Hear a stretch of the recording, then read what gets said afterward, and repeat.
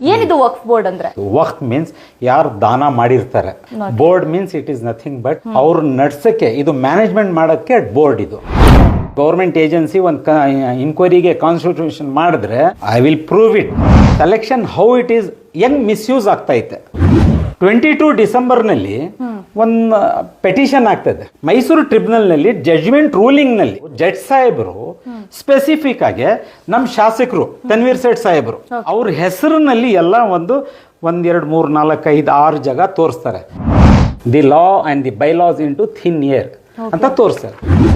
ನೀವು ಈ ದಾರಿ ತೋರಿಸ್ತಾ ಇದ್ರೆ ಬೇರೆಯವ್ರಿಗೆ ಒಂದು ಎತ್ ಕೊಡ್ದಂಗೆ ಆಗ್ಬಿಡ್ತು ದಾರಿ. ಬಡವರಾಗಿ ಸತ್ತೋಗ್ತಾವ್ರೆ, ಯಾರು ಕೇಳೋರಿಲ್ಲ, ಒಂದು ದಾನ ಮಾಡೋರಿಲ್ಲ. ಎಲ್ರಿಗೂ ನಮಸ್ಕಾರ. ವಿಶೇಷ ಸಂಚಿಕೆಗೆ ಸ್ವಾಗತ. ನಾನು ರಚನಾ. ವಕ್ಫ್ ಬೋರ್ಡ್ ಒಂದು ಹಗರಣ ನಡೀತಾ ಇದೆ ಅಂತ ಎಲ್ಲೆಡೆ ಚರ್ಚೆ ಆಗ್ತಾ ಇದೆ, ಆರೋಪಗಳು ಕೂಡ ಕೇಳಿ ಬರ್ತಾ ಇದೆ. ಅದನ್ನ ನಾನು ಹೇಳಲಿಕ್ಕಿಂತ ಅದಕ್ಕೊಬ್ಬರು ಸೂಕ್ತವಾದ ವ್ಯಕ್ತಿ ಇವತ್ತು ನಮ್ಮ ಜೊತೆಗಿದ್ದಾರೆ. RTI ಕಾರ್ಯಕರ್ತರು, ಜೊತೆಗೆ ಸಾಮಾಜಿಕ ಹೋರಾಟಗಾರರು ಮೊಹಮ್ಮದ್ ಅಲಿಮುಲ್ಲಾ ಶರೀಫ್ ಅವರು ಇವತ್ತು ನಮ್ಮ ಜೊತೆಗಿದ್ದಾರೆ. ಸರ್, ಕಾರ್ಯಕ್ರಮಕ್ಕೆ ಸ್ವಾಗತ.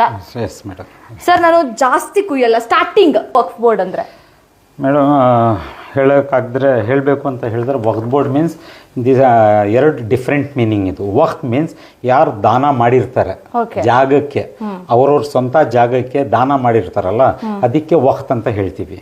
Board means it is nothing but government ಕಡೆಯಿಂದ, ಗೌರ್ಮೆಂಟ್ ಅಂಡರ್ಟೇಕಿಂಗ್ ಇದು, ಅವ್ರು ನಡ್ಸಕ್ಕೆ, ಇದು ಮ್ಯಾನೇಜ್ಮೆಂಟ್ ಮಾಡೋಕ್ಕೆ ಬೋರ್ಡ್. ಇದು ವಕ್ಫ್ ಬೋರ್ಡ್. ಬೋತ್ ಕನ್ಬೈನ್ ಮಾಡಿದ್ರೆ ವಕ್ಫ್ ಬೋರ್ಡ್ ಅಂತ ಹೇಳೋದು ಮೇಡಮ್. ಸೊ ಇವಾಗ ಏನಿದೆ ಅಂತ ಹೇಳಿದ್ರೆ ಇದಕ್ಕೆ ಸಂಬಂಧಪಟ್ಟಿದ್ದು ಹಗರಣ ನಡೀತಾನೆ ಇದೆ. ಅಂದ್ರೆ ಮೂಲ ಕಾರಣ ಇದೆ. ಇದು ನಡ್ಕೊಂಡು ಹೋಗಕ್ಕೆ ಇವಾಗ ನನ್ನ ಅನಲೈಸ್ನಲ್ಲಿ ನಾನು ನೋಡ್ತಾ ಇರೋದು ಡಾಕ್ಯುಮೆಂಟ್ ಪ್ರಕಾರ ಮೇನ್ ಏನಿದೆ ಅಂದ್ರೆ ಮೂಲೆ ಕಾರಣಗಳು ಇದೆ, ಸುಮಾರು ಕಾರಣಗಳು ಇದೆ. ಆ ಒಂದು ಕಾರಣ, ಮೇನ್ ಸ್ಪೆಸಿಫಿಕ್ ಕಾರಣ ಅಂತ ಹೇಳಿದ್ರೆ ಇದು ಕಮಿಟೀಸ್ ಇರ್ತದೆ. ಒಂದು ಉದಾಹರಣೆ, ಮೈಸೂರಿನಲ್ಲಿ ಅಲ್ಹಮ್ದುಲಿಲ್ಲಾ 286 ಕಮಿಟೀಸ್ ಇದೆ. ಮೈಸೂರು ಸಿಟಿಗೆ, ಡಿಸ್ಟಿಕ್ಗೆ ಇಲ್ಲ, ಸಿಟಿಗೆ 286 ಕಮಿಟೀಸ್ ಇದೆ. ಈ 286 ಕಮಿಟೀಸು ನನಗೆ ತಿಳಿದಂಗೆ ಆಗ್ಬೇಕಾಗಿದ್ರೆ ಇದು ಫೇರ್ ಅಂಡ್ ಫ್ರೀ ಎಲೆಕ್ಷನ್ಸ್ ಆಗಬೇಕು, ವೋಟಿಂಗ್ ಪವರ್ಸ್ನಲ್ಲಿ ಹೋಗ್ಬೇಕು. ಅದೊಂದು ಪ್ರೊಸೀಜರ್ ಇದೆ. ಬಟ್ ಸಮ್ವನ್ ಯಾರೋ ಹಿಂದ್ಗಡೆ ಏನ್ ಮಾಡೋರೆ, ಇದಕ್ಕೆಲ್ಲ ದೂರ ಅಂದೇಜನಲ್ಲಿ ಸೆಲೆಕ್ಷನ್ ವರ್ಡ್ ಅಂತ ಸೇರಿಸ್ಬಿಟ್ಟವ್ರೆ ಬೈಲಾಸ್ನಲ್ಲಿ, ಆಕ್ಟ್ನಲ್ಲಿ. ಈ ಸೆಲೆಕ್ಷನ್ ವರ್ಡ್ ಇರೋದ್ರಿಂದ ಇಲ್ಲಿ ಸುಮಾರು ಯಾರೋ ಇನ್ಫ್ಲೂಯೆನ್ಸ್ನಲ್ಲಿ ದೊಡ್ಡ ಲಾಬಿಗಳು ಇದೆ. I will prove it when once if any kind of government agency ಒಂದು ಇನ್ಕ್ವೈರಿಗೆ ಕಾನ್ಸ್ಟಿಟ್ಯೂಷನ್ ಮಾಡಿದ್ರೆ ಇನ್ಕ್ವೈರಿನಲ್ಲಿ ನಾನು ಅದು ಸಾಬೀತು ಮಾಡ್ತೀನಿ. ಅದು ಇಲ್ಲಿ ಚರ್ಚೆ ಮಾಡಕ್ ಆಗಲ್ಲ. ಸೆಲೆಕ್ಷನ್ ವರ್ಡ್ ತೆಗಿಬಿಟ್ರೆ ನನ್ಗೆ ಅನಿಸ್ತದೆ ಒಂದ್ ದಿವಸ ಹೆಚ್ಚು ಕಡಿಮೆ ಅಡ್ಮಿನಿಸ್ಟ್ರೇಷನ್ ರಿಫಾರ್ಮ್ ಆಗಿ ಎಲ್ಲ ಫ್ರೀ ಅಂಡ್ ಎಲೆಕ್ಷನ್ಸ್ ಆಗಿದ್ರೆ ಈ ವಕ್ಫ್ ಬೋರ್ಡ್ ನಲ್ಲಿ ಹಗರಣಗಳು ಯಾವುದು ಆಗಕ್ಕೆ ಸಾಧ್ಯ ಇರಲ್ಲ. ಒಂದ್ ಕಾರಣ. ಸೊ ಇಲ್ಲಿ ಏನಾಗ್ಬಿಟ್ಟೈತೆ ಅಂದ್ರೆ ಇನ್ನೊಂದು ಉದಾಹರಣೆ ಕೊಡ್ತೀನಿ. ಸೊ ಏನಾಗ್ತದೆ ಅಂದ್ರೆ ಸೆಲೆಕ್ಷನ್ ಹೌ ಇಟ್ ಈಸ್ ಹೆಂಗ್ ಮಿಸ್ಯೂಸ್ ಆಗ್ತೈತೆ ನನ್ಗೆ ಗೊತ್ತಿರದಂಗೆ. 22 ಡಿಸೆಂಬರ್ನಲ್ಲಿ ಒಂದು ಪೆಟಿಷನ್ ಆಗ್ತದೆ, OS ಆಗ್ತದೆ ಮೈಸೂರು ಟ್ರಿಬ್ಯುನಲ್ನಲ್ಲಿ. ಮೈಸೂರು ಟ್ರಿಬ್ಯುನಲ್ನಲ್ಲಿ ಜಡ್ಜ್ಮೆಂಟ್ ರೂಲಿಂಗ್ನಲ್ಲಿ ಜಡ್ಜ್ ಸಾಹೇಬರು ಸ್ಪೆಸಿಫಿಕ್ ಆಗಿ ನಮ್ಮ ಶಾಸಕರು ತನ್ವೀರ್ ಸೇಠ್ ಸಾಹೇಬರು ಅವ್ರ ಹೆಸರಿನಲ್ಲಿ ಎಲ್ಲ 1, 2, 3, 4, 5, 6 ಜಾಗ ತೋರಿಸ್ತಾರೆ. ಯು ಆರ್ ಬೀಯಿಂಗ್ ಸೆಲೆಕ್ಟೆಡ್ ದೇರಲ್ಲಿ ಪ್ರೆಸಿಡೆಂಟ್ ಆಗಿ ಕೂತಿದ್ದೀರಿ ನೀವು 6 ಕಮಿಟೀಸ್ನಲ್ಲಿ ಅಂತ ಹೇಳ್ತಾರೆ. ಒಂದು ಕಮಿಟಿನಲ್ಲಿ ಇವರು ರಿಸೈನ್ ಆಗಿರ್ತಾರೆ, ಆಮೇಲೆ ರಿಸೈನ್ ಆಗ್ತಾರೆ. ಸೊ ಎಷ್ಟು ಕಮಿಟಿ ಉಳಿತು? 5 ಕಮಿಟಿ ಉಳಿತು. ಈ 5 ಕಮಿಟಿನಲ್ಲಿ ಅವ್ರು ಮುಖ್ಯವಾಗಿ ಹೇಳ್ತಾರೆ, madam, by virtue of the bylaws ನೀವೇನ್ ಮಾಡಿದಿರಿ? ಬೈಲಾಸ್ನಲ್ಲಿ ಇರೋದು one person cannot be a member at a time for more than one Waqf institution ಅಂತ ಹೇಳಿರ್ತಾರೆ. ಇವರು ರೂಲಿಂಗ್ ನಲ್ಲಿ ಇವರು ತೋರಿಸ್ತಾ ಇರೋದು. ತೋರಿಸ್ಬಿಟ್ಟು ನೀವು ಆಕ್ಟ್ಗೆ you have blown into the thin air ಅಂತ ತೋರಿಸ್ತಾರೆ. ನೋಡಿ madam, the law and the bylaws into thin air ಅಂತ ತೋರಿಸ್ತಾರೆ. ಏನ್ ಯಾರು ಹೇಳಿದ್ರು ಇವ್ರ ಕಿವಿ ಮೇಲೆ ಆ ಮೊಯ್ನು ಮುಟ್ಟಲ್ಲ. ಅಂದ್ರೆ ಅವರೇ ಈ ತರ ಮಾಡೋದ್ರಿಂದ ಬೇರೆಯವರಿಗೆ ಅದು ಖಂಡಿತ ಖಂಡಿತ ಖಂಡಿತ ಇದು ಒಂದು ನಮ್ ಬಹಳ ದೊಡ್ಡದು ಒಂದು ಇದು ಏನ್ ಹೇಳ್ತೀರಿ ಥಿಂಕಿಂಗು ನಮ್ಮ ಕನ್ಸರ್ನ್ಸ್ ಇದು. ಹೌದು. ನೀವೇ law maker, member of legislative assembly, ಹೌದು, ನೀವೇ ದಾರಿ ತೋರಿಸೋದು. ಮುಂಚೆ ದಾರಿ ತೋರಿಸ್ಬೇಕಾಗಿರೋದು ಆಲ್ರೆಡಿ ನೀವೇ ಕೂತಿದ್ದೀರಿ ಅಲ್ಲ ಈ ಜಾಗ, ನಿಮ್ಗೆ ನೋಡ್ಕೊಂಡು ಜನ ಫಾಲೋ ಮಾಡ್ಕೋಬೇಕಾಗಿರೋದು. Okay. So who is going against the law, against the principles? ನೀವು ಈ ದಾರಿ ತೋರಿಸ್ತಾ ಇದ್ರೆ ಬೇರೆಯವ್ರಿಗೆ ಒಂದು ಎತ್ ಕೊಡ್ದಂಗೆ ಆಗ್ಬಿಡ್ತು ದಾರಿ. ಹೌದು.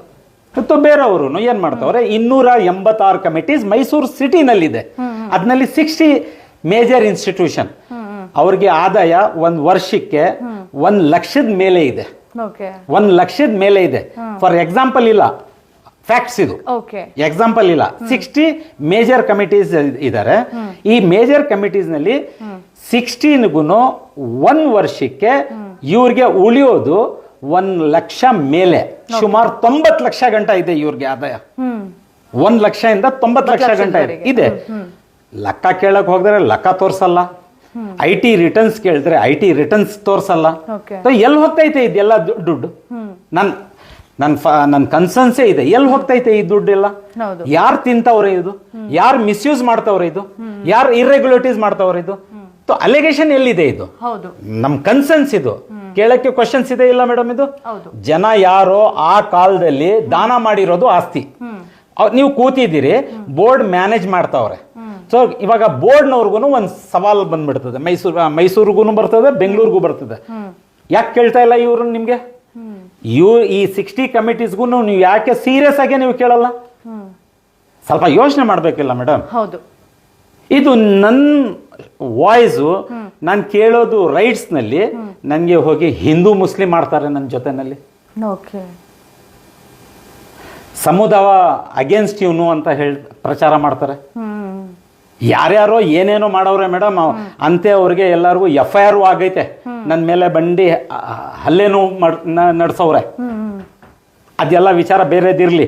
ಬಟ್ ನನಗೆ ನನ್ನ ಚಿಂತೆ ಇರೋದು, ನನಗೆ ಗೊತ್ತಿರದಂಗೆ ನನ್ನ ಚಿಂತೆ ಇರೋದು, ನನಗೆ ಇದು ಸೆಲೆಕ್ಷನ್ ವರ್ಡ್ ಅಂತ ಇದು ತೆಗಿದ್ರೆ ಅಡ್ಮಿನಿಸ್ಟ್ರೇಷನ್ ರಿಫಾರ್ಮ್ಸ್ ನಲ್ಲಿ ಅದು ಯಾರು ಮಾಡ್ತಾರೆ ನನಗೆ ಗೊತ್ತಿಲ್ಲ. ಅದು ನಮಗೂ ಗೊತ್ತಾಗಿದ್ರೆ ನಾವು ಅಲ್ಲಿ ಗಂಟ ಹೋಗ್ತೀವಿ.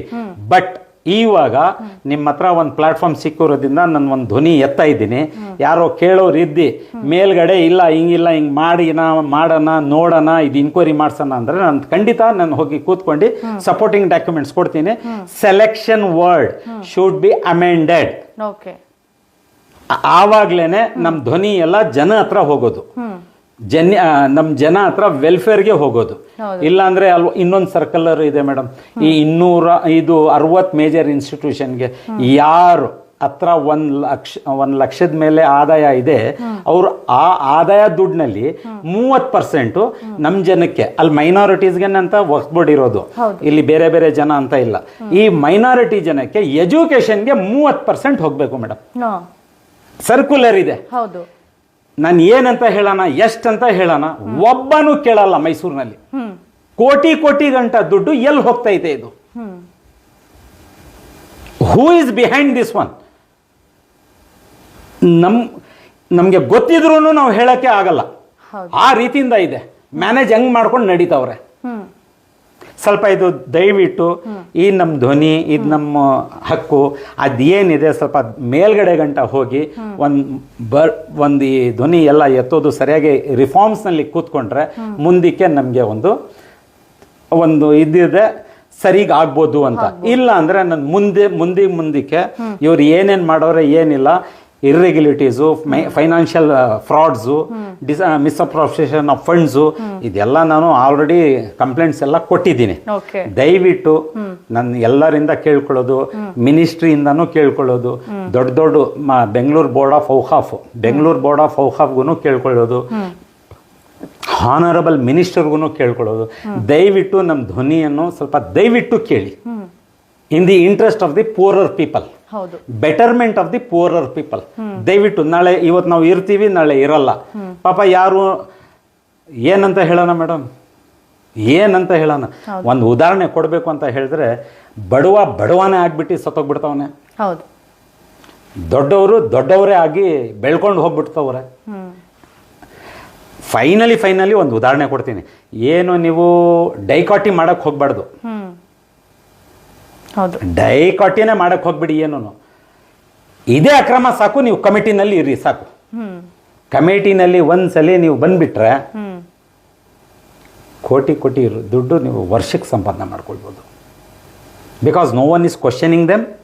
ನೋ ಒನ್ ಕ್ವಶನ್ ಮಾಡಕ್ಕೆ ಹೋದ್ರೆ ನಾನು ಹೇಳಿದೆ ಅಲ್ಲ, ಇಲ್ಲಾಂದ್ರೆ ಹಿಂದೂ ಮುಸ್ಲಿಮ್ ಮಾಡ್ತಾರೆ, ನಮ್ಮ ಫ್ಯಾಮಿಲಿನಲ್ಲಿ ಡಿವೈಡ್ ಮಾಡಿಬಿಡ್ತಾರೆ, ಮಕ್ಕಳಿಗೆ ಪ್ರೆಷರ್ ಮಾಡಿಬಿಡ್ತಾರೆ, ಏನೇನೋ ರೌಡಿಸಮ್ ಇವ್ರದ್ದು ಎಲ್ಲ ಅನ್ಭವಿಸ್ತಾ ಇದ್ದೀವಿ. 12-15 ವರ್ಷದಿಂದ ನಾವು ಸಾಕಾಗ್ಬಿಟ್ಟಿದ್ದೀವಿ. ಅಂದ್ರೆ ಇವಾಗ್ಲೂ ನಾವು ಬಿಡಲ್ಲ ಇವ್ರಿಗೆ. ನಾವು ನಮ್ಮ ಹಕ್ಕು ಏನಿದೆ ನಾವು ಮೂಲೆ ಗಂಟಾನು ಸಾಯೋ ಗಂಟಾನು ದೇವ್ರು ನಮ್ಗೆ ಬದುಕಿರೋ ಗಂಟಾನು ನಾನು ಓಡಾಡ್ತಾ ಇರ್ತೀನಿ. ಇದು ಎಷ್ಟು ವರ್ಷ? 15 ವರ್ಷ. ನಾನು 15 ವರ್ಷದಿಂದ ನಮ್ಮ ಮೈಸೂರು NR ಕ್ಷೇತ್ರ ಸಿವಿಕ್ ಇಶ್ಯೂ ಮೇಲೆ ಓಡಾಡ್ತಾ ಇದ್ದೆ. ಸಿವಿಕ್ ಇಶ್ಯೂ ಮೇಲೆ ಅಲ್ಲೂ ಸುಮಾರು ಇದೆ, ಏನು ಹೇಳ್ಬಾರ್ದು. 1-2 ಇದ್ರೆ ಏನೋ ಹೇಳ್ಬೋದು. ಅದೇ ಸೆಟ್ ಡಬಲ್ ರೋಡ್ ಹೆಸರಿನಲ್ಲಿ ಸುಮಾರು ಕೋಟಿ ಗಂಟ ರಿಲೀಸ್ ಮಾಡ್ಕೊಂಡವ್ರೆ.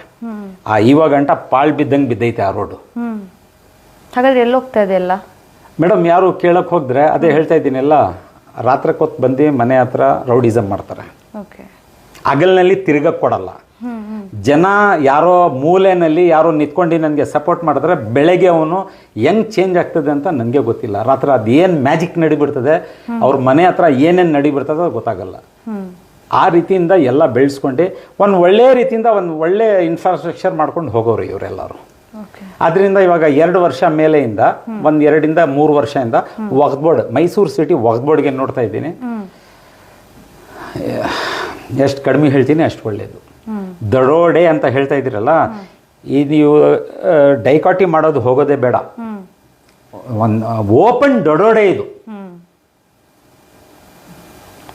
ಕೋಟಿ ಇದೆ ಮೇಡಮ್ ಲೆಕ್ಕ. Not in lakhs, crores.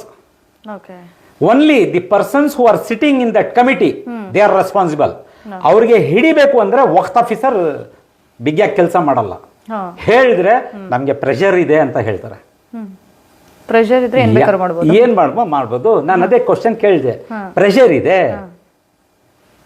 ನನ್ನ ಹಾನರಬಲ್ ಮಿನಿಸ್ಟರ್ ಆಫ್ ವಕ್ಫ್ಗೆ ನಾನು ಹೇಳಿದೆ, ಯಾರು ಪ್ರೆಷರ್ ಮಾಡ್ತಾವ್ರಿ ಇವ್ರಿಗೆ ಅವ್ರ ಮನೆಗೆ ಕಳಿಸ್ಬಿಡಿ, ಇವ್ರಿಗೆ ಅವ್ರ ಮನೆ ಕೆಲಸ ಮಾಡಲಿ. Because he is withdrawing money from treasury. He can't work for the pressure. ಕಳಿಸಿ ಅವ್ರಿಗೆ. ಇಲ್ಲಿ ಬಡವರಾಗಿ ಸತ್ತೋಗ್ತಾವ್ರೆ, ಯಾರು ಕೇಳೋರಿಲ್ಲ, ಒಂದು ದಾನ ಮಾಡೋರಿಲ್ಲ.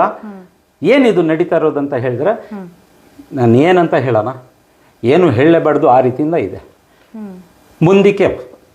ಮುಂದಕ್ಕೆ ನಿಮ್ಮ ಪ್ಲಾಟ್ಫಾರ್ಮಿಂದ ಇನ್ಶಾಲ್ಲ ಸಿವಿಯರ್ ಆಗಿ ನಾನು ಏನೇನು ಮಾಡಿದ್ದೀನಿ ಏನಿಲ್ಲ ಅದೆಲ್ಲ ನಾನು ತೋರಿಸ್ಕೊಡ್ತೀನಿ. ಇನ್ಶಾಲ್ಲ. ನೋಡಿದ್ರಲ್ಲ ವೀಕ್ಷಕರೇ, ಶರೀಫ್ ಸರ್ ಒಂದಷ್ಟು ವಿಚಾರಗಳು ಯಾವ ರೀತಿ ನಡೀತಾ ಇದೆ, ಏನೆಲ್ಲ ಆಗ್ತಾ ಇದೆ, ಮುಂದೆ ಏನ್ ಮಾಡ್ತೀನಿ ಅನ್ನೋದು ಇದು ಮೊದಲ ಸಂಚಿಕೆ. ಇದು ನಿಮಗೆ ಕಂಟಿನ್ಯೂ ಆಗ್ತಾ ಇರುತ್ತೆ. ಸಂಚಿಕೆಗಳ ಮೇಲೆ ಇದು ಮೊದಲ ಸಂಚಿಕೆ. ನಾವು ಮುಂದಿನ ದಿನಗಳಲ್ಲಿ ಮತ್ತಷ್ಟು ಸಂಚಿಕೆಗಳ ಜೊತೆ ಇದ್ರ ಕಂಪ್ಲೀಟ್ ಇನ್ಫಾರ್ಮೇಶನ್ ನಿಮ್ಮ ಮುಂದೆ ತರ್ತೀವಿ. ಇದು ಸದ್ಯಕ್ಕೆ ಮೊದಲೆಯ ಸಂಚಿಕೆ. ಒಂದಷ್ಟು ಏನೋ ಹೇಳ್ತಾರಲ್ಲ, ಒಂದೇನೇ ಹಗರಣ ಆಗ್ಬೇಕಾದ್ರೂ ಅದಕ್ಕೊಂದು ಮೂಲ ಇರುತ್ತೆ ಅಂತ, ಅದ್ರ ಬಗ್ಗೆ ಇವತ್ತು ಶರೀಫ್ ಸರ್ ಒಂದಷ್ಟು ವಿಚಾರಗಳನ್ನ ಹೇಳಿದ್ದಾರೆ. ಮುಂದಿನ ದಿನಗಳಲ್ಲಿ ನಾನು ಇದ್ರ ಬಗ್ಗೆ ಕಂಪ್ಲೀಟ್ ಆಗಿ ಕೂಡ ಮಾಹಿತಿಯನ್ನ ಕೊಡ್ತೀನಿ ಅಂತ ಕೂಡ ಹೇಳಿದ್ದಾರೆ. ಇದನ್ನ ಹೇಳ್ತಾ ಈ ವಿಶೇಷ ಕಾರ್ಯಕ್ರಮವನ್ನ ಇಲ್ಲಿಗೆ ಮುಗಿಸ್ತಾ ಇದ್ದೀನಿ.